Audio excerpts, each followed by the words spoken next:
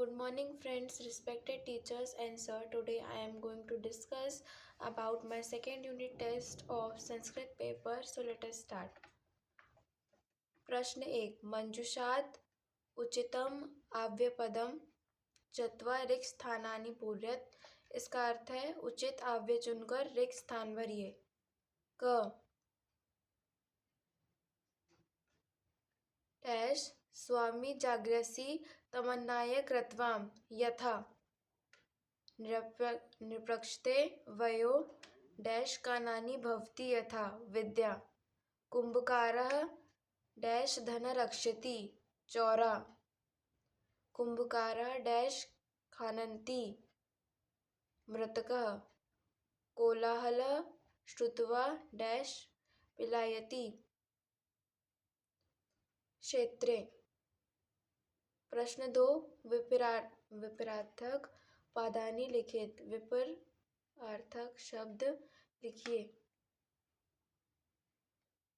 निरक्षता अनिरक्षता. शिक्षिता अशिक्षिता.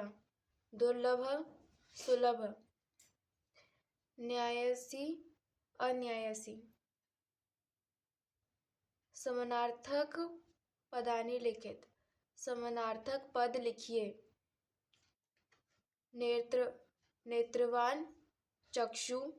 महिला स्त्री. चेष्टायुक्तः प्रयासतः. प्रश्न 4. समास विग्रह कुरत. समास विग्रह कीजिए. अशिक्षितान अ जोड़ शिक्षितान. विद्याहीन विद्या जोड़हीन. शिक्षा क्षेत्रे शिक्षा जोड़ क्षेत्र. अक्षर ज्ञानम अक्षर जोड़ ज्ञानम. संधि विच्छेद कुरुत. संधि विच्छेद कीजिए. व्यर्थमेव व्यर्थ जोड़ एव. एको अपि एको जोड़ अपि. हेते इच्छाए हेते जोड़ इच्छाए. त्वम उच्चे त्वम जोड़ उच्चे. प्रश्न 6. स्म निपात का प्रयोग कृतवान वाक्यानि भूतकाले परिवर्त्यते. स्म निपात का प्रयोग करके वाक्य को भूतकाल में बदलिए.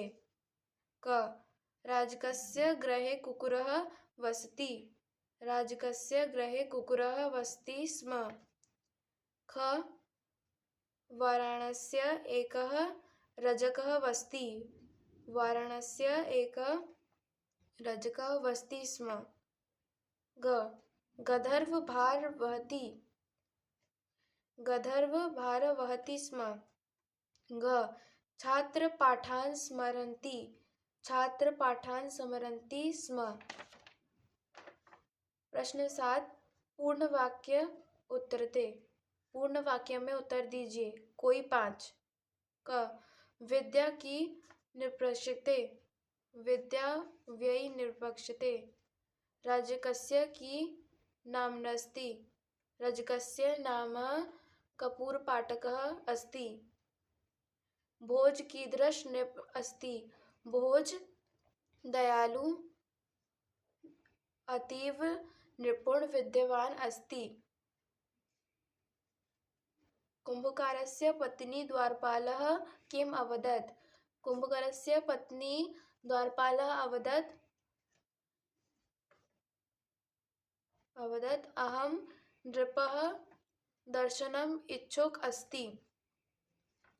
मेघः रविवारस्य की करोति स्म. मेघः प्रति रविवारः अशिक्षितान् स्त्री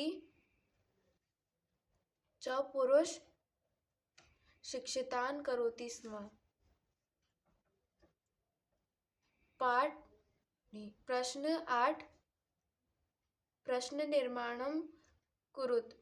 रेखांकित शब्दों को आधार बनाकर प्रश्न निर्माण कीजिए. क एकदा नेहा मेघाय गृहम् आगच्छत्. एकदा नेहा कस्य गृहम् अगच्छत्. ख. द्वारपालः राज्यसभा प्रविशन्ति. द्वारपालः कः प्रविशन्ति. ग. कुम्भकरस्य पत्नी राजभवनं गच्छति. कस्य पत्नी राजभवनं गच्छति. गन्धर्व भार वहति स्म. कः भार वहति स्म. प्रश्न 9. शब्दानां संस्कृते वाक्यानि रच्यते. शब्दों के संस्कृत में वाक्य बनाइए. कुम्भकारः. कुम्भकारः पत्नी द्वारपालः अवदत् अपि नृपस्य दर्शनम् इच्छामि. नक्षत्राणि.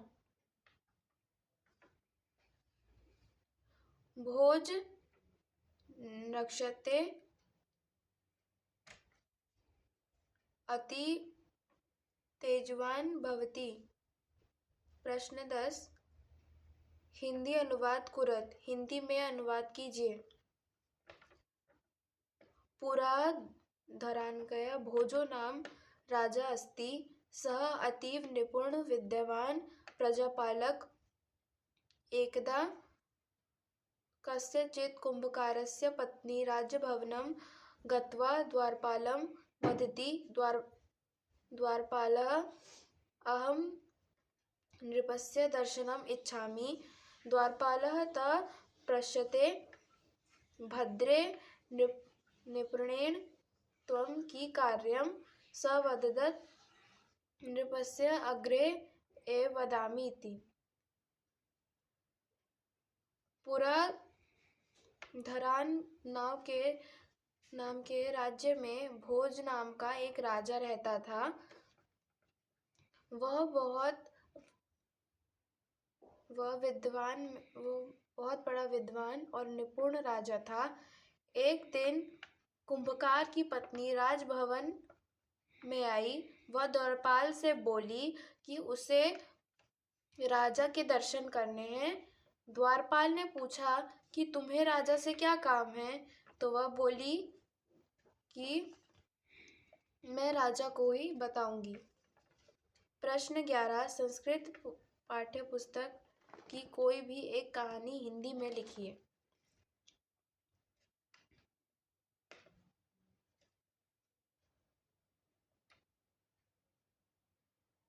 कुंभकारस्य चातुर्यम्. एक बार धरा नाम के राज्य में भोज नाम का एक राजा रहता था. वह बहुत दयालु और विद्वान था. एक दिन उसके महल में कुंभकार की पत्नी आई.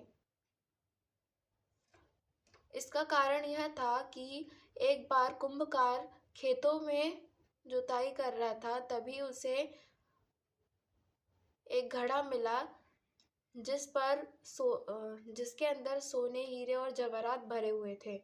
वह उसको लेकर अपनी पत्नी के पास पहुंचा और उसने बोला, यह मुझे खेत जोतते समय मिला है.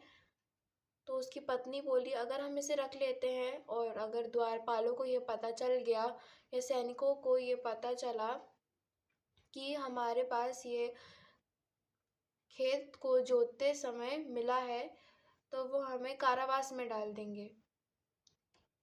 इस बात पर कुंभकार की पत्नी ने कहा कि मैं राजा से मिलकर आती हूँ. तो वो राजा के दरबार में पहुंची. द्वारपाल ने उससे पूछा कि तुम्हें क्या काम है. तो उसकी पत्नी ने कहा कि मैं राजा को ही बताऊंगी. द्वारपाल को उस पर शक हुआ और उसने कहा कि हम भी तुम्हारे साथ चलेंगे, कहीं तुम राजा को नुकसान ना पहुंचा दो.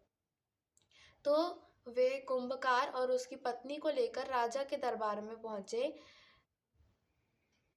उसने राजा को घड़ा दिया और कहा, ये हमें खेत को जोतते समय मिला है. राजा कुछ देर सोचने के बाद बोला कि यह तो तुम्हारे खेत में मिला है, ये तो तुम भी रख सकते थे. यह तुमने मुझे देना जरूरी क्यों समझा. इस पर कुंभकार ने कहा कि जैसे कि सूर्य के आसपास सारे मंडल ग्रह घूमते हैं, वैसे ही आप राजा हो और आपके ऊपर ये हीरे जवाहरात और नक्षत्र भाते हैं।